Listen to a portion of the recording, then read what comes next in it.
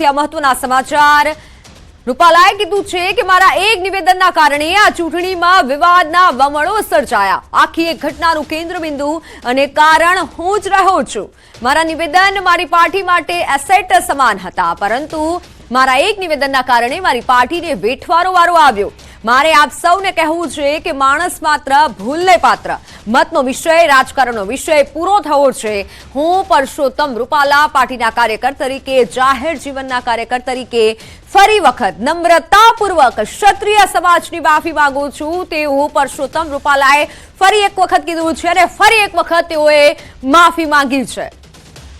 ક્ષત્રિય સમાજની માતૃશક્તિની પણ માફી માંગુ છું. નરેન્દ્ર મોદીને પણ મારા કારણે સાંભળવું પડ્યું હશે, જેના બદલ હું માફી માંગુ છું. ક્ષત્રિય સમાજ ભારતના વિકાસમાં સહયોગી બને તે માટે હું વિનંતી કરું છું. મારા નિવેદનના કારણે મારા સાથીઓને પણ કષ્ટ વેઠવાનો વારો આવ્યો છે તેવું રૂપાલાએ જણાવ્યું છે. તેમની પણ હું માફી માંગુ છું. આવડા મોટા આંદોલન પછી ગઈકાલે પણ કોઈ મોટા અવરોધો ક્ષત્રિય સમાજ દ્વારા ઉભા કરવામાં નથી આવ્યા. તે ખૂબ જ પ્રશંસનીય વાત છે. ચૂંટણી લડવી કે નહીં તે મારો વિષય છે જ નહીં. ક્યારેય પણ વૈમનસ્ય પેદા ન થાય તે મારો પ્રયાસ અને મારો હર હંમેશથી તે પ્રયાસ રહ્યો છે તેવું રૂપાલાએ નિવેદન આપ્યું છે, માફી માંગી છે. મારે આપને સૌને કહેવું છે કે મારી ભૂલ થઈ, મારાથી ભૂલ થઈ. એની પ્રતિક્રિયામાં ક્ષત્રિય સમાજ તરફથી એના સમાજને ઉદ્વેલિત થવાનું નિમિત્ત બન્યું, કારણ બન્યું. પણ આખી એક ઘટનાનું કેન્દ્રબિંદુ અને કારણ હું જ હતો. પણ થયું એવું કે અમારી આખી પાર્ટી પણ એમાં લપેટા અને અમારી આખી પાર્ટીને પણ સહન કરવું પડ્યું, જે મારા માટે સૌથી કષ્ટદાયક છે. મને ઇન્ડિવિડ્યુઅલ એ બહુ પીડાદાયક બાબત છે. સામાન્ય સંજોગોમાં મારા વક્તવ્યો એ મારી પાર્ટી માટે એસેટ હતા, મારી પાર્ટી માટે એ પ્રોત્સાહક રહેતા હોય.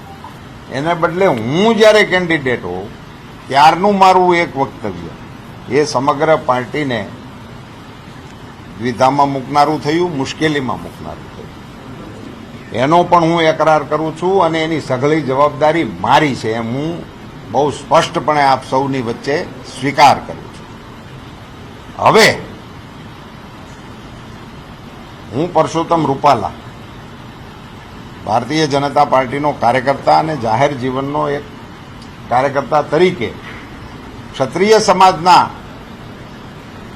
જે લોકોની લાગણી દુભાણી હતી અને મેં ત્યારે માફી માંગી હતી, એનો એક ભાવાર્થ એવો પણ નીકળતો હોય કે હવે ચૂંટણી છે તો ફરજિયાત છે કે આવું કંઈક કરીને એમાંથી રસ્તો કાઢવા માટેનો પ્રયાસ કરે, અને એ પણ સ્વાભાવિક છે. આજે હું નમ્રતાપૂર્વક માફી માંગુ છું. સમગ્ર ક્ષત્રિય સમાજની માફી માંગુ છું. ક્ષત્રિય સમાજની અમારી માતૃશક્તિને પણ વિનંતી કરું છું અને ક્ષત્રિય સમાજને કહું છું કે ઔદાર્ય એ ક્ષત્રિય સમાજનું ભૂષણ છે. હવે આજે રાજનીતિ પ્રેરિત આ મારું નિવેદન નથી.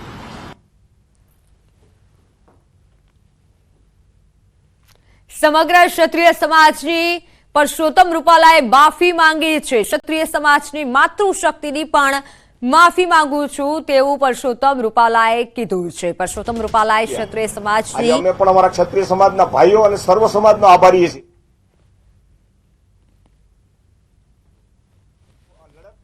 આગળ વધારી આપે જે એક પરસોત્તમભાઈ રૂપાલાએ આજે માફી માંગી એના માટે પણ ખાસ કહેવા માંગુ છું કે આજ સુધી ક્ષત્રિય સમાજના એક પણ સામાજિક પ્લેટફોર્મ પર રૂપાલા સાહેબે માફી નથી માંગેલી. આજ પણ એમને મીડિયા દ્વારા એમના મને એમ છે કે મધ્યસ્થ કાર્યાલયથી કદાચ પ્રેસ કરી હશે તો એમને એમના પ્લેટફોર્મ ઉપરથી જ માફી માંગી છે. અને હું પણ એવું સમજુ છું કે એમને કીધું કે રાજકીય, મેં મીડિયામાંથી જ જોયું છે આપનું આ એમનું વક્તવ્ય, તો એમને હરેક વસ્તુને રાજકીય સાથે તોલેલી છે. તો આજ સુધી એમને જે કઈ માફીઓ માગી એ રાજકીય હતી. આજે જયારે એમને એમ જ કીધું છે કે બધા એવું સમજતા છે કે રાજકીય માફી હતી, તો અમે પણ હવે સાચું માની રહ્યા છીએ કે રાજકીય માફીનો એક ભાગ છે. આજે પણ એવું દેખાઈ રહ્યું છે કે એક વ્યક્તિ માટે એમને જાજી માફી અને એના પક્ષ માટે માફી માંગી હોય એવું મને દેખાઈ રહ્યું છે. ક્ષત્રિય સમાજ એમને માફી ક્યારે આપશે એ સંકલન સમિતિ અને મીટિંગમાં નક્કી કરવામાં આવશે. સંકલન સમિતિના જે કઈ સભ્યો છે એ બધા એક મીટિંગ કરશે. શું કરવું, આગળની રણનીતિ શું છે અમારી, એ પછી અમે જાહેર કરશું. આજે જયારે માફીનો પ્રશ્ન આવ્યો છે એટલે ક્ષત્રિય સમાજ એમની હરેક વસ્તુને સ્વીકારે છે. જયારે બહેનોની અસ્મિતા વિશે નબળું બોલ્યા છે એ કોઈ સ્વીકાર્યને પાત્ર નથી અને અમે હરેક વાતને ભૂલવા તૈયાર છે. અમને હરેક લોકોએ આજ મારા સુધી પણ ધમકીના લોકોએ ફોન કરેલા છે, તો અમે એ પણ સ્વીકારવા માટે તૈયાર છીએ કે અમે એને સહન કરી લેવા તૈયાર છે. જયારે અમારી બહેનોની અસ્મિતાની વાત આવી છે ને ત્યારે કોઈ પણ કોમ્પ્રોમાઇઝ ક્ષત્રિય સમાજ કરવા માટે તૈયાર નથી.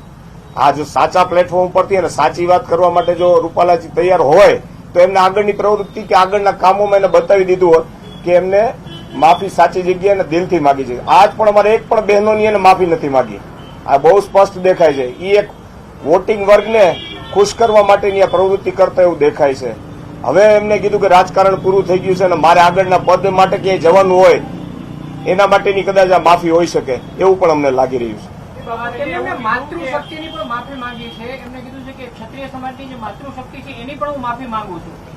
આપની વાત સાચી છે કે એ ઘણું કહેશે. કહું તો શું કે હવે એમને એવું કહેવામાં આવે છે કે માતૃશક્તિ માટે માફી માંગી, કાલ સવારે કહેશે કે આમના માટે માફી માંગી, કાલ એવું કહેશે કે સમાજ વચ્ચે. હમણાં એમને પ્રેસમાં પણ કીધું કે હું સમાજની વચ્ચે જઈને માફી માંગી.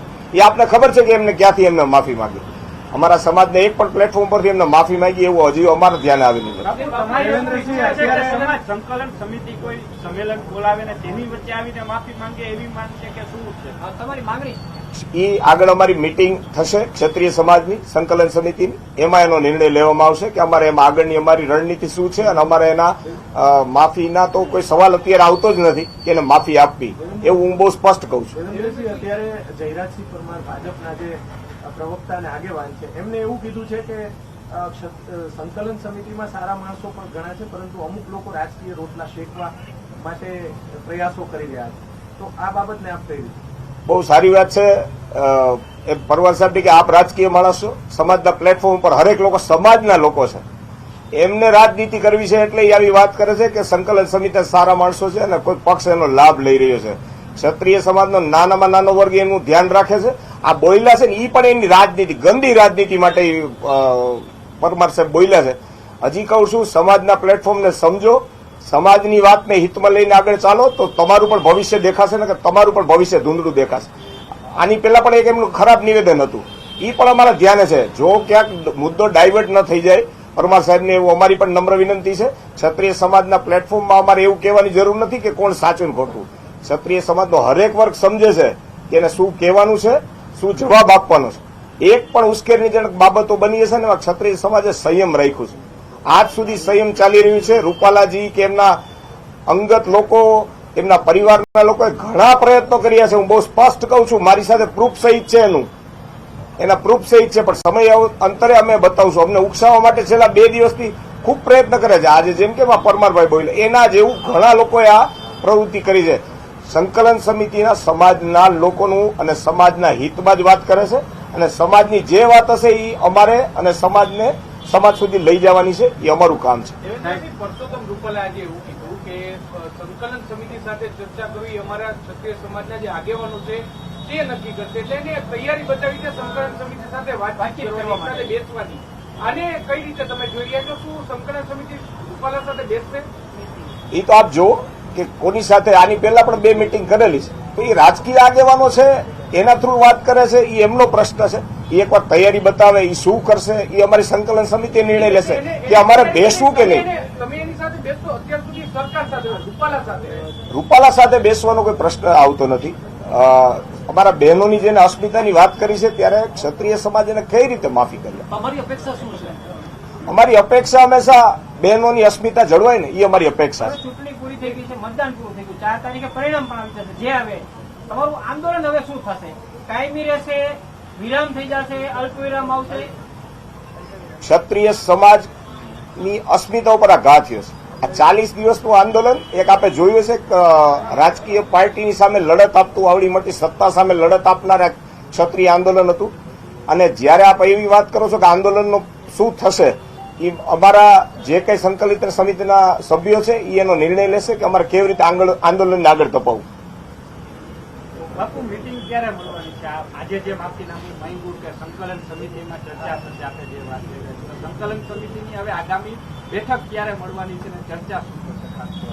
એ બાબતે હજી અમારી કોઈ ચર્ચા થયેલ નથી કે અમારી આગામી મિટિંગ ક્યારે છે. હજી તો આપ સમજો છો કે આજે કોરો લેવાનો દિવસ હતો અમારે, અને આજે રૂપાલાજીએ પાછા અમને દોડતા કર્યા છે એવું અમને દેખાય છે. એના કરતા અમને પણ થોડુંક શાંતિથી વિચારી